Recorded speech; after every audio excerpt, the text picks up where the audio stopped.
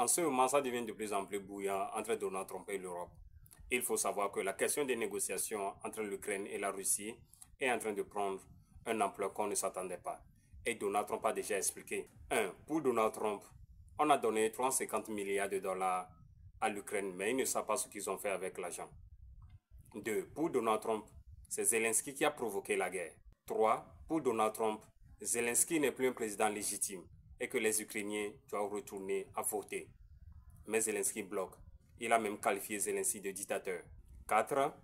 L'Europe doit être exclue des négociations. 5.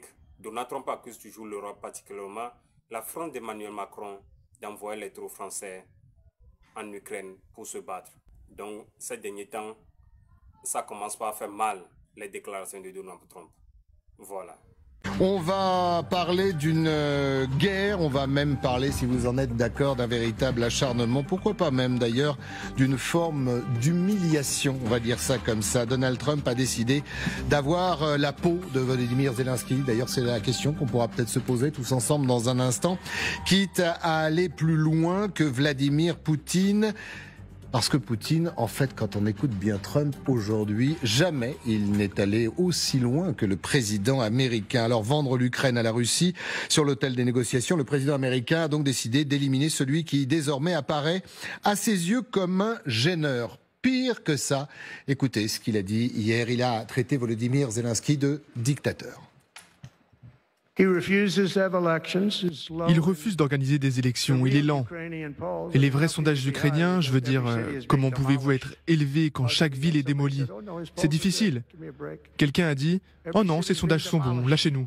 Toutes les villes sont en train d'être démolies, elles ressemblent à un chantier de démolition, chacune d'entre elles. Et la seule chose pour laquelle il était vraiment bon, c'était de jouer Joe Biden comme un violon. Il les a joués comme un violon. C'est une expression que nous utilisons pour dire qu'il est plutôt facile. Plutôt facile. Un dictateur sans élection, Zelensky ferait mieux d'agir vite. Il ne lui restera plus de pays. Il faut faire vite. Il faut faire vite parce que cette guerre va dans une mauvaise direction. Et pendant ce temps, nous négocions avec succès la fin de la guerre avec la Russie.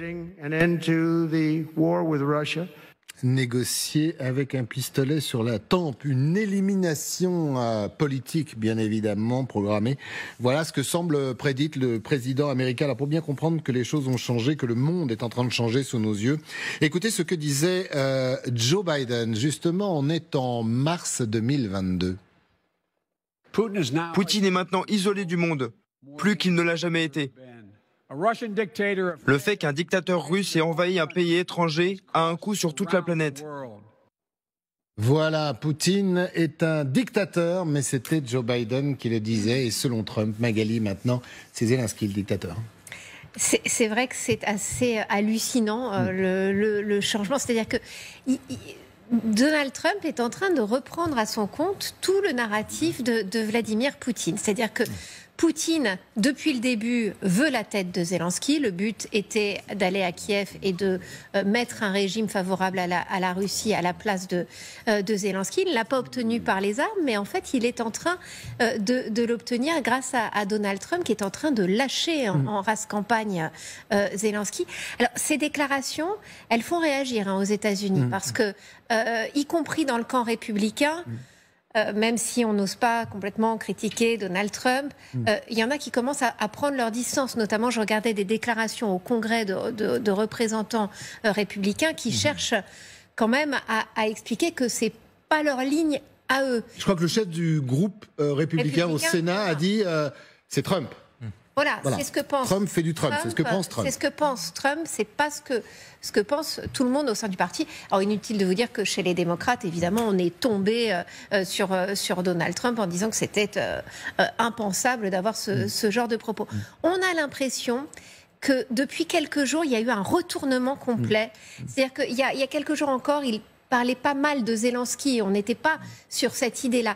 Et puis, peut-être que c'est le deal financier qui est venu proposer à Zelensky, le chef du Trésor américain, il y a quelques jours à Kiev, sur, vous savez, le partage des terres rares. Le pillage. Voilà, la prédation. C'était quand même les termes étaient extrêmement durs, laissant quelques minutes à Zelensky pour prendre connaissance, d'après le Washington Post, du papier, et lui disant, maintenant tu signes. Bon, Zelensky Zelensky n'a pas signé. Et on a l'impression que depuis, quand même, la façon dont Trump parle de Zelensky a radicalement changé. Et puis